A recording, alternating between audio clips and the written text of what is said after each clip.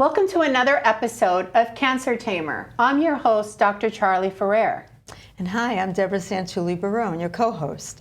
And so every time we do one of our shows, we try to bring you more topics that you want to hear, and those of you that have written us, topics that you suggested.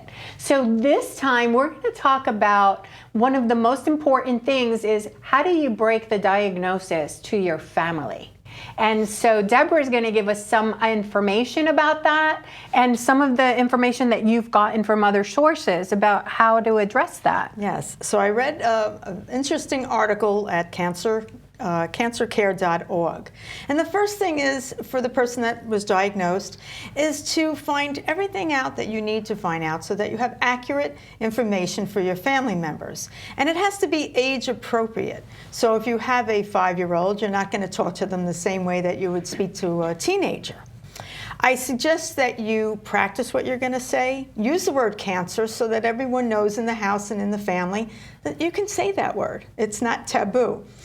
Talk reassuringly, talk calmly, point to where the cancer is. And in our case, breast cancer, point to it. You know, yes, this is what I have. Let them know they can't catch cancer, because some kids, you know, they're thinking with their wild imagination, oh my, am I going to catch it? Let them know that their needs are going to be taken care of, because I think that's a fear when they see mommy or daddy who have breast cancer in bed, maybe not being able to get up at that moment, and they're worried, okay, who's going to feed me, who's going to take care of me, who's going to take me to all my activities.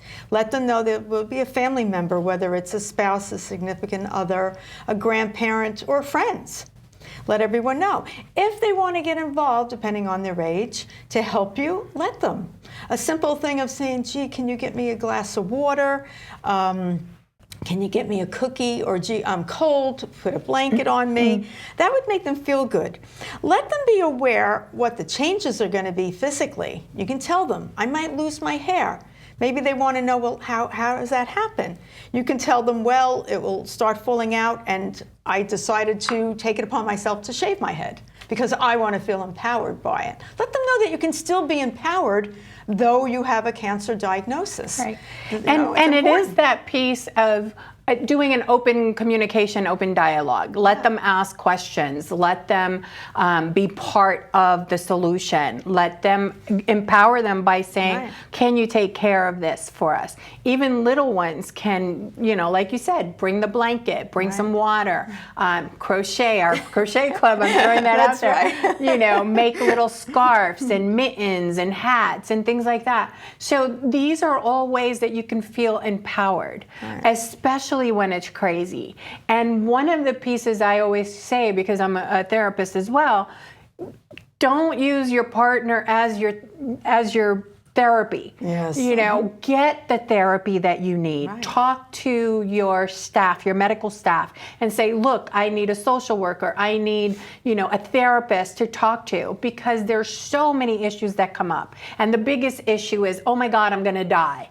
You know, we're all going to die. Every single person on this earth is going to die at some point. But when you get a cancer diagnosis, you do feel that you know, expiration notice has been thrown your way. That's your first thought, of course. That's true. Yes, it is exactly. True. And I remember when I first went through this, I actually started a website called Expiration Notice. I changed it to Cancer Tamer because it's like, you know, I got told, but I'm not expired yet. Right. And so it is that piece of addressing things. Use humor. Use whatever you need to. But get that therapy you need. Even when you're saying, oh, I can deal with it. Yeah, I know you can deal with it because you're strong and you're a powerful woman, powerful man, powerful loved one. But sometimes it's easier to do the discussion with someone else so that you can show your fear, so that you don't, you know, I mean, you don't want to be totally afraid in front of your 5-year-old or your teenager, you know, so having somebody that you can actually be open and just discuss those. Because I know, you know, some of the therapy we've done with several women where, you know, every time I talk about death, my family clams up or they tell me, no, you're thinking negative and so on. And death is a big issue and a big fear. And so not being able to say that, not being able to say, oh my gosh, I'm going to die and I'm scared, and not being able to have the ability to say that with your loved one is really detrimental to your health. And the same thing with kids, because they might be thinking that mommy's going to die, daddy's going to die, whoever has breast cancer is going to die. And if and let them know that they can talk to others. They can actually speak to clergy, they can speak to therapists, friends, a loved one, family members. They need to get it out. Some people need family therapy where they all talk together, which I think is a great idea too. I think it's very important so that they know that they can go somewhere. And also, keep things consistent. If they play sports or whatever they do, their recreational needs, make sure someone's around to do that. Let them feel that there's continuity in this, and I think that's very important. And that is with teenagers especially. Teenagers will tend to act out even more. Right, get angry. They'll get angry, they'll get frustrated, they might get depressed themselves, and so wonder, well, why continue? Mom and dad aren't going to be here or anything. And, you know, instead of brushing those thoughts off and saying, no, everything's going to be okay, it's like, you know what? Let's talk about that. What if I'm not here? What would you do? How would you continue going? What would what would be in place? What would you like to accomplish? Let's do all these things. So especially with a child or a teenager, it's having that stability after, because their whole thing is like, my world is coming to an end because I don't know what's going to happen next. Right, they're so so let's scared. give them, giving them that ability to be able to talk to someone and to be able to know these are your parameters. Yes, you can act out a little bit, but don't go crazy Columbo on me, you know. And that's what they have with cancercare.org. They have cancercare.org/tagged/teens, and this can help too. Right. It's very important. It's very important. One of the topics that we normally don't discuss, and it is that piece that people kind of don't bring up, and it's not sex this time, but it is about the LGBT community, gays and lesbians, and being able to know that there are resources for this community out there as well, to be able to discuss breast cancer. For transsexuals and transgender individuals who have decided to go through treatment, and hormones, and hormone treatment and so on, because sometimes that does bring on breast cancer. So how to address that, where to go, making sure that you talk to individuals in your community. Here on Staten Island, there is a community resource. Yeah, there's one called Pride Center. It's on the North Shore of Staten Island, off of Bay Street, but also cancercare.org again. And I think actually we'll be putting some information on too on your website, cancertamer.org, because it's important to address that, especially like you said, if they're taking all kinds of hormones. Yes, that could lead, I'm not saying it does, it could lead to certain cancers, breast cancer, and it's important that they understand it and that they know where they can go, which is, people need to talk to other people that are going through it, because you can have someone talk to you and they'll say, oh, yes, don't worry, you'll be fine, and they haven't been through it, or someone else will say, hey, build a bridge and cross over it, burn the damn thing down. I hate that. I hate that saying. I love to just burn the bridge, especially when somebody starts talking about bridge. Oh, this is a bridge you're going to cross. Yeah, I'm like, I'll put you on the bridge first before I burn it. Let me blow the bridge up. Yes. And let's move it, because, sometimes people mean well, but they just don't know what they're talking about. And, and I joke about the insanity of breast cancer and the insanity of cancer, period, because there's so many things that come at you. And so different areas in this journey and different people in different communities experience it differently.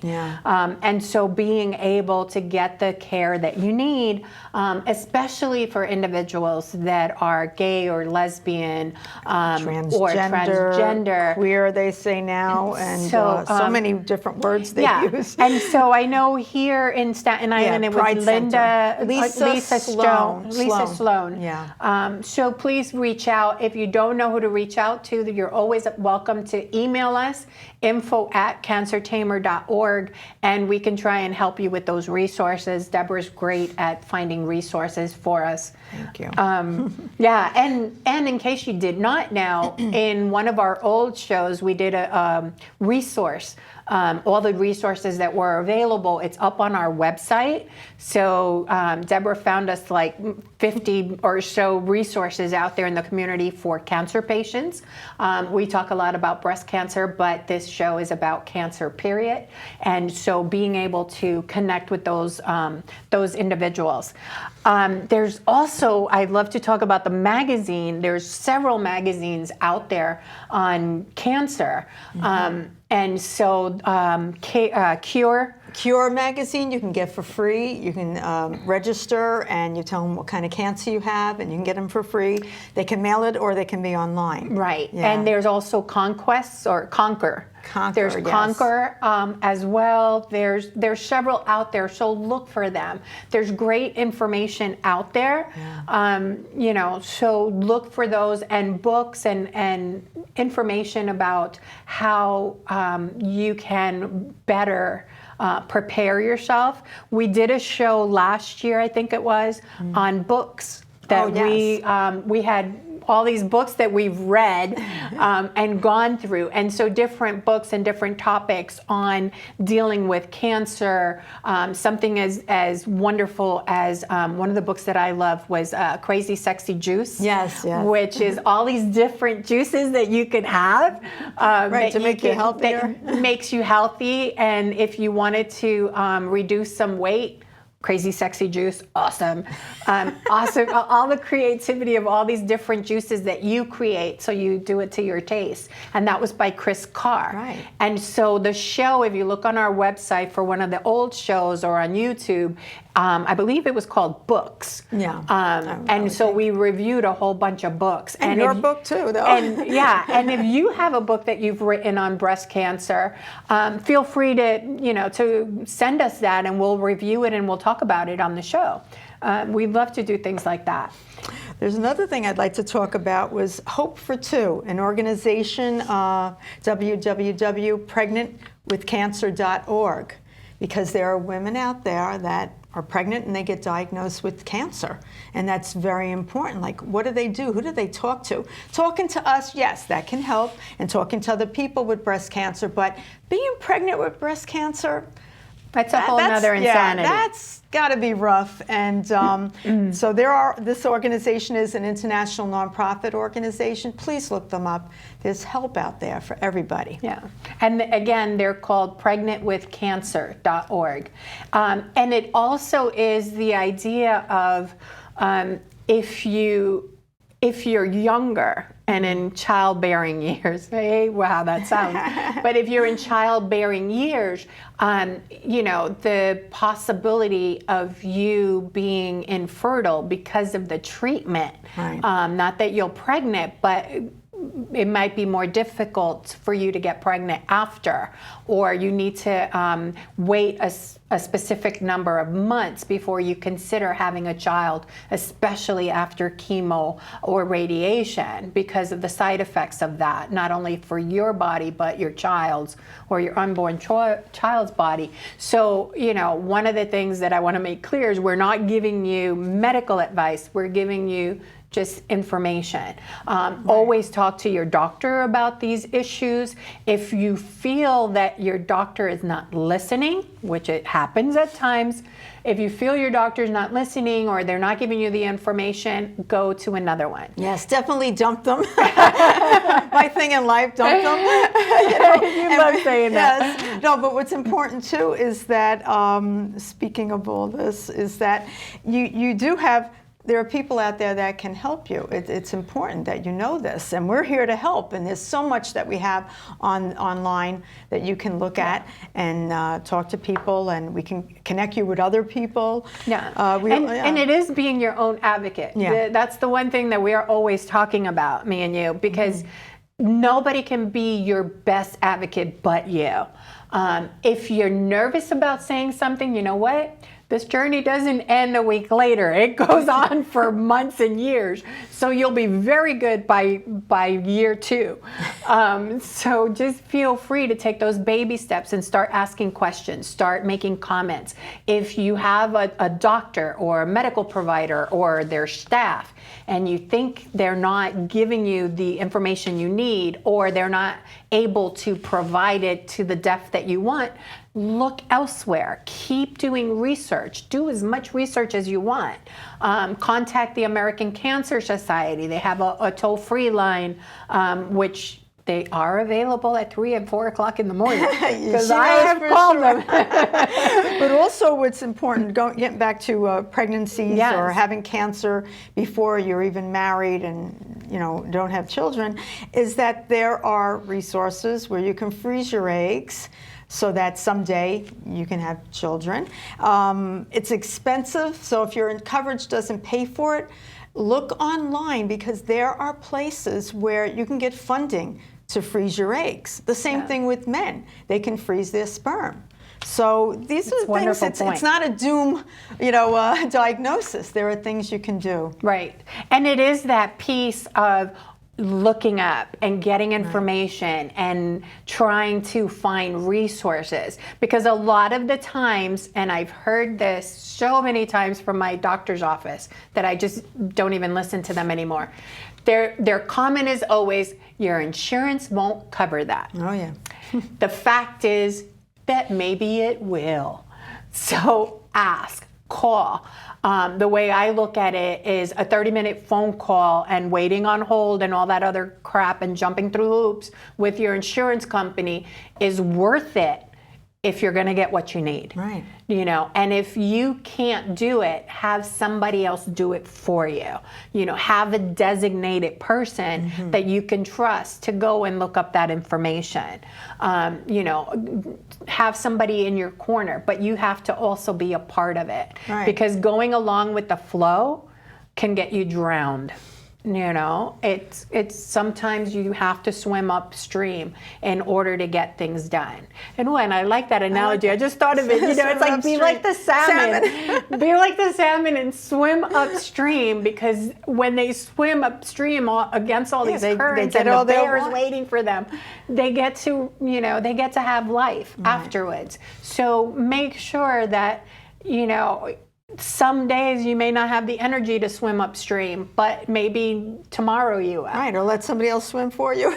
But the important thing is that when you call up a insurance company, whoever you speak to, please write down the name of who you spoke to and the date.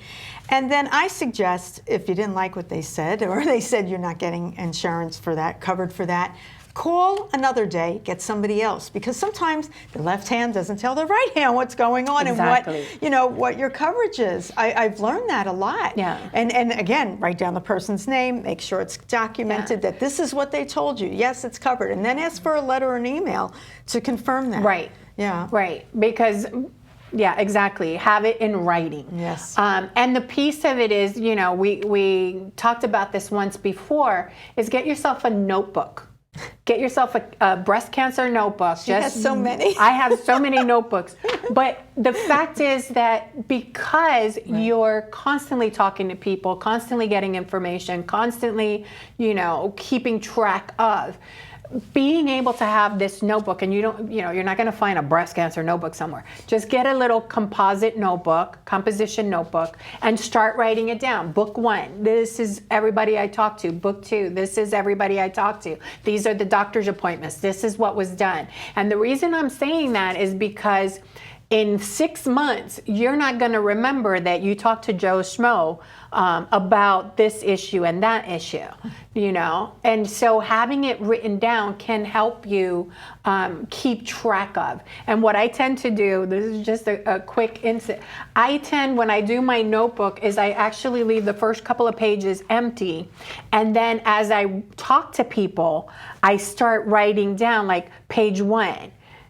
Sam about this issue, page 2, doctor's appointments, page 3, and then I add, so like in page 37, it was a doctor's appointment. I add that to the beginning, and I put page 1, page 3 was doctor's appointment, page 32 was doctor's appointment, because I write really big, and I write over everything, but I write really big on the side the page number, so that I know here's page 1, because when you start looking through reference material how are you gonna find and who everything? you talk to, it becomes really difficult to have to go through the whole book. That's true. So, so make these little quirky pens and papers and notes for yourself, because it'll be easier for you to do it. And one of the reasons I say that is because by month 4 or 5, when you've had your surgery and you're going through treatment and you feel like crap, And you can't think straight. and you can't think straight, or the medicine gives you chemo brain, you're not going to remember.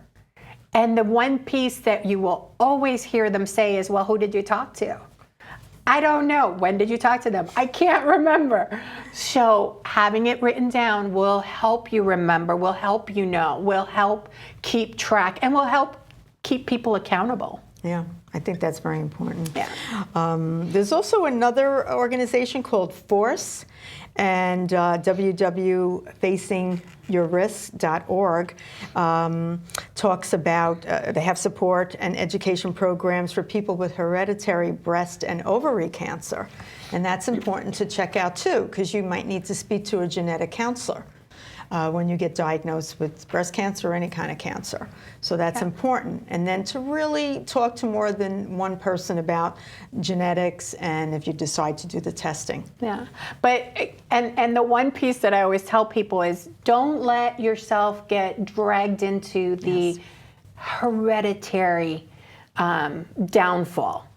And what I mean by that is that people will say, oh, well, you have breast cancer because your mom had breast cancer, because your grandmother had breast cancer, because it runs in the family. Yes, some things run in the family. However, remember that the family lives together. And so it's not just hereditary, it's environmental. And so you may be having breast cancer or some other type of cancer because of the fact that you're living in a place that's toxic.